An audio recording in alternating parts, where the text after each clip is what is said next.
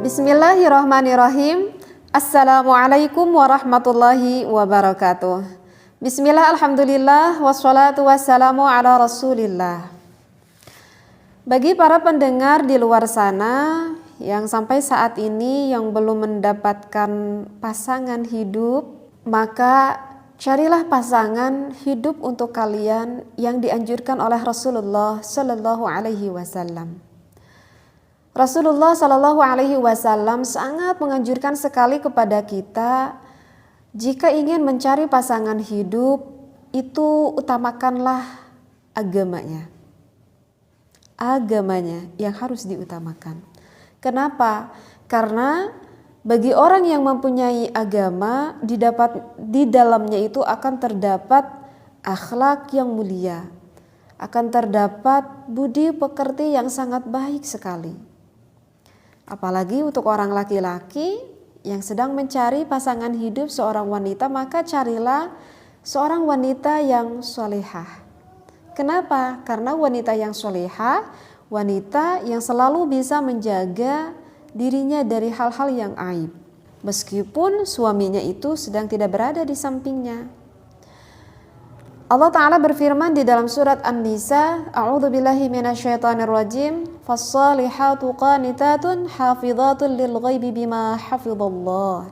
Nah, itu adalah kriteria seorang istri yang solehah. Tetapi sayangnya pada zaman sekarang justru agama itu tidak dijadikan prioritas yang utama. Kebanyakan pada zaman sekarang justru orang itu lebih memprioritaskan apa coba? Kebanyakan yang diprioritaskan itu pertama biasanya dicari itu dikarenakan hartanya. Jadi pengen dapat suami ataupun pengen dapat istri itu justru pengen yang kaya aja dulu. Masalah agama itu yang terakhir. Kedua yang banyak dicari ataupun yang diprioritaskan itu adalah fisiknya, kecantikannya, ketampanannya. Agama ntar dulu deh. Dan gak sedikit juga yang ketiga yang banyak dicari oleh orang-orang yang belum menikah itu dikarenakan karena keturunannya, karena kehormatannya, karena kebangsawanannya. Dan agama tidak menjadikan prioritas yang utama. Hal ini sangat bertentangan sekali dengan firman Allah. Ar-rijalu qawwamuna 'alan nisa. Dan bahkan Rasulullah juga menegaskan di dalam hadisnya, man tazawwaja imra'atan limaliha lam yazidhu illa faqra. Di dalam hadis itu dikatakan man tazawwaj, barang siapa yang menikahi imra'atan seorang istri limaliha, dia itu menikah semata-mata karena hartanya aja. Lam yazidhu, maka tidak akan menambahi bagi laki-laki tersebut illa faqra. Apa? Kecuali kefakiran, kemiskinan yang akan didapat oleh laki-laki tersebut. Kemudian laki-laki itu, enggak kok, saya menikahi wanita itu saya tetap kaya. Saya tidak mendapatkan kefakiran ketika saya menikahi seorang wanita yang kaya. Ya, bisa saja kamu tetap kaya. Nominal kamu tetap tinggi bisa saja. Tetapi karena kamu mendapatkan wanita bertujuan menikah bukan karena ibadah, tetapi tujuan menikah semata-mata karena ingin mendapatkan harta tersebut, dan wanita yang kamu tikahi itu tidak mempunyai landasan dasar agama, walaupun menurut kamu tetap kaya, tetapi apa yang miskin? Hatimu yang mungkin miskin karena rendah di hadapan istrimu itu. Bisa difahami di sini ya? Jadi bukan berarti kita enggak boleh menikahi orang yang kaya, boleh. Boleh seorang wanita menikahi, kebetulan ini calon saya itu memang benar-benar kaya, ya syukur alhamdulillah. Tetapi bukan hanya sebatas kaya, tetapi juga kaya dan juga kaya hati dikarenakan apa? Penuh hatinya itu dengan agama, dilandasi dengan dasar agama. Rasulullah pun menikahi Siti Khadijah, dan Siti Khadijah pun seorang wanita yang sangat kaya raya. Tetapi apa yang lebih dari Siti Khadijah? Siti Khadijah selain kaya, hatinya benar-benar taat kepada Allah. Sehingga Siti Khadijah mengeluarkan hartanya seolah-olah tak peduli, sampai habis hartanya pun karena apa? Karena untuk berjuang di jalan Allah.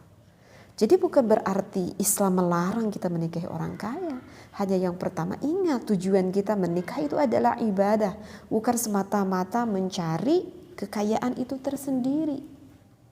Dan ingat, kalau tujuan seperti itu dan kebetulan laki-laki ataupun wanita yang kaya tersebut tidak mempunyai dasar agama, maka illa faqra, maka kamu akan mendapatkan kefakiran di dalam rumah tangga tersebut.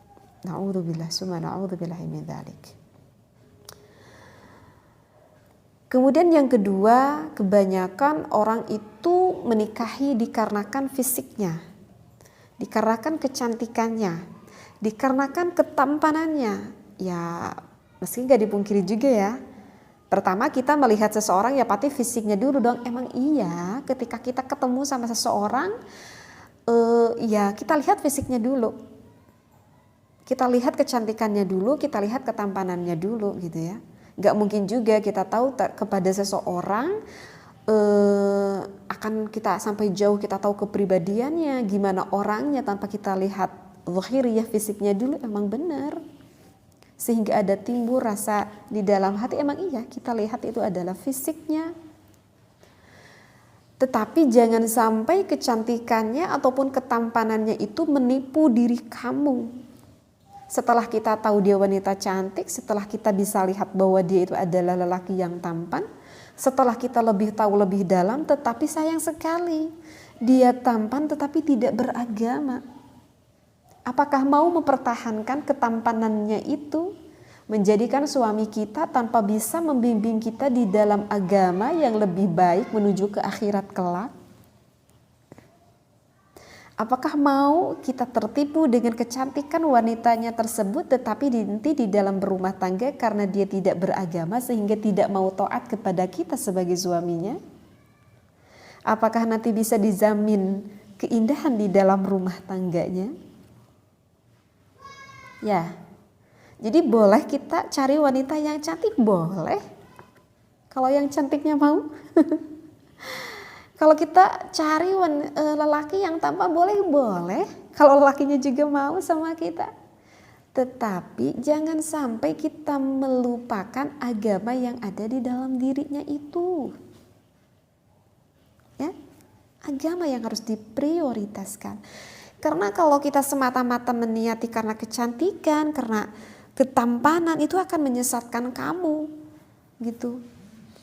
Karena bisa saja kecantikannya itu menjadikan fitnah yang besar bagi diri kita. Dan kecantikan itu gak akan tetap abadi.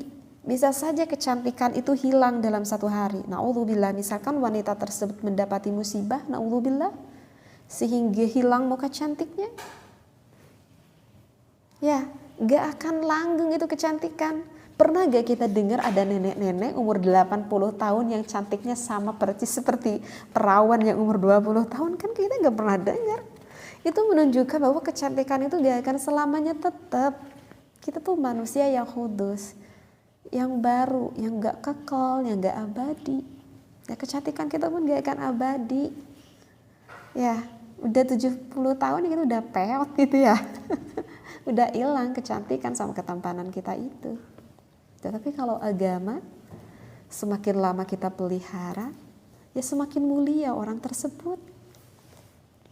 Diperjelas di sini ada di dalam hadis yang diriwayatkan oleh Abdullah bin Amr radhiyallahu anhu, ia berkata, Rasulullah sallallahu alaihi wasallam bersabda, la tazawwajun nisa. Janganlah kamu menikahi wanita li husnihinna, karena kecantikannya semata. Mengapa? Fa'asa husnuhunna, karena boleh kecantikannya itu ayurdiyahunna, akan merusak diri kamu. Wala tazawwajuhunna, dan janganlah kamu menikahi wanita li amwalihinna, dikarenakan kekayaannya, harta mereka. Mengapa? Fa'asa amwaluhunna, karena bisa jadi kekayaannya itu antutghiyahunna, akan membawa kesombongan bagi mereka. Walakin tetapinya tazawwajuhunna, nikahilah seorang wanita ala din yang mempunyai agama. Wala amatun kharma'u sawda'u dzata dinin afdal. Di sini dikatakan, dan sesungguhnya budak wanita yang tidak perawan lagi hitam tapi yang agamanya kuat itu lebih bagus. Hadis ini yang diriwayatkan oleh Imam Ibnu Majah. Barusan di dalam hadis yang terakhir dikatakan wala amatun kharma'u sawda'u dzata dinin afdal. Andaikan ini di depan kamu tuh ada seorang budak, tetapi sekarang udah nggak ada budak ya. Misalkan ada seorang apa ya? Ada seorang janda deh, maaf ya, janda yang di luar sana. Misalkan ini diumpamakan, ada seorang wanita yang satu ini wanita yang janda, lagi mukanya udah nggak terlalu cantik, janda pula, tetapi wanita ini punya kelebihan, punya kehormatan. Apa? Wanita janda ini wanita yang sangat dekat sekali kepada Allah, karena wanita ini yang mempunyai agama. Dibandingkan dengan satu lagi ada wanita yang cantik, lagi perawan, tetapi sayangnya wanita ini gak mempunyai agama, gak punya dasar agama, jauh sekali dari Allah. Maka lebih baik yang mana? Lebih baik ini janda daripada perawan, karena janda ini lebih mempunyai agama. Diibaratkanlah seperti itu. Tapi kalau misal kita dapat perawan cantik, pintar agama pula, ya itu mah beruntung sekali ya. Seperti itu. Ya, jadi jangan kita menikah didasari karena semata-mata melihat karena fisiknya aja. Gak boleh itu. Nanti kamu akan tersiksa akan kecantikan ataupun ketampanan dari pasangan kita itu. Dan yang ketiga, tak sedikit orang yang menikah itu hanya melihat akan keturunan saja, akan kehormatannya saja. Misalkan karena dia itu adalah seorang bangsawan, karena itu akan membawa kehormatan kepada diri saya misalkan, sehingga saya mau menikahi wanita itu, ataupun saya mau menikahi laki-laki itu. Itu gak ada ngaruhnya, gak akan ada kehormatan kepada kita, karena keturunan itu gak akan pindah kepada diri kita. Dia itu adalah anak bangsawan, ya dia anak bangsawan, gak akan pindah ke bangsawanan itu kepada diri kita. Ini dijelaskan oleh Rasulullah Sallallahu Alaihi Wasallam di dalam hadisnya, man tazawwaja imra'atan, barang siapa yang menikahi seorang wanita li'izziha, dikarenakan kebangsawanannya, lam yazidhu, maka dia itu gak akan menambahi kepada dirinya illa dhillan, kecuali kehinaan yang akan ia dapat. Seperti itulah. Jadi kata Rasulullah tadi apa? Kata Rasulullah, carilah calon pendamping hidupmu, yang pertama kamu cari adalah agamanya dulu. Nanti kalau kamu udah dapat perempuan atau udah dapat laki-laki yang punya agama, baru nyusul tuh. Hartanya boleh nyusul, kecantikan ketampanannya boleh nyusul, keturunannya juga nanti akan nyusul. Artinya Islam tuh gak ngelarang kamu itu cari laki-laki yang tampan, gak dilarang.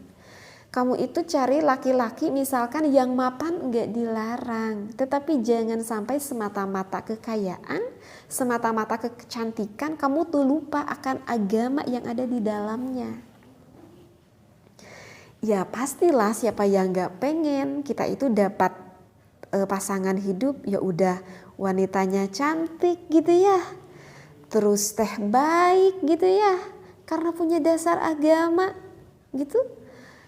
Udah tahu anak satu-satunya orang tuanya kaya lagi gitu misalkan ya, keturunan kiai pula misalkan, keturunan yang bagus sekali. Siapa sih yang gak pengen? Ya pasti semuanya juga pengen. Kalau cek orang Sunda mah kalau dapat gitu teh ya, dapat jodoh yang dandindun. Dan itu dandanannya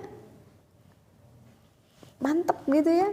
Dandanannya itu ya dandanan, kecantikannya, ketampanan, din itu agamanya, dun itu adalah dunianya. Jadi dandindun, siapa sih yang gak pengen? Pasti pengen. Kalau dapat yang seperti itu ya atuh alhamdulillah banget kan. Tetapi setidaknya kalau kita udah dapat agama, masalah harta kita bisa cari nanti udah nikah. Toh mau kita cari segimanapun, kalau dipatok sama Allah hari ini kamu dapat rezeki itu cuman segini, ya udah segini. Mau sampai kerja banting tulangmu, udah Allah tentukan rezeki kamu tuh segini, ya udah segini. Ya, seperti itu. Setidaknya ya kita bercermin dulu lah. Kita bercermin dulu, ya kita itu gimana. Jadi kita jangan terlalu mempunyai ambisi yang terlalu tinggi. Apa yang kita inginkan, ya udah pengen kita temu yang agamanya baik, yang tampan banget, yang kaya banget, yang keturunannya juga sangat baik banget. Ya itu mah emang sulit kita dapat kesemuanya itu. Kalau kita mau cari kesemuanya itu, ya kapan kita mau nikah? Ada juga misalkan yang seperti itu, apakah dia mau kepada kita? Setidaknya kalau kita udah punya agama, maka akan bahagia di dalam kehidupan rumah tangganya itu. Karena apa? Karena agama itu nanti rumah tangganya akan saling mengingatkan, penuh keharmonisan karena tahu faham akan ilmunya. Seperti itu ya. Jadi sekali lagi yang ditekankan oleh Rasulullah, carilah agamanya dulu, setelah itu baru kamu boleh cari yang lainnya, apa yang kamu inginkan, apa yang kamu harapkan. Seperti itu ya. Dan yang saya ingatkan, ingat tujuan menikah ya. Apa tujuan menikah? Insya Allah ya, nanti kapan waktu saya akan bahas apa sih yang harus kita di dalam hati, tancapkan di dalam hati bagi orang yang mau menikah. Ingat tujuan menikah. Seperti itu. Wallahu a'lam. Baik, bagi para pendengar semuanya di luar sana, bagi yang ingin belajar mengaji Al-Quran ataupun yang memang belum hafal huruf hijaiyah sama sekali, maka bisa ditengok di channel Ngaji Bersama Teteh. Di sana saya mengajarkan mulai dari huruf hijaiyah sampai akhir ke jenjang membaca Al-Quran. Dan juga bagi yang ingin mendengarkan fikih yang lebih luas, maka bisa ditengok di channel sebelah saya juga di Pontrenpedia. Wallahu a'lam wabillahi taufiq wal hidayah. Wassalamualaikum warahmatullahi wabarakatuh.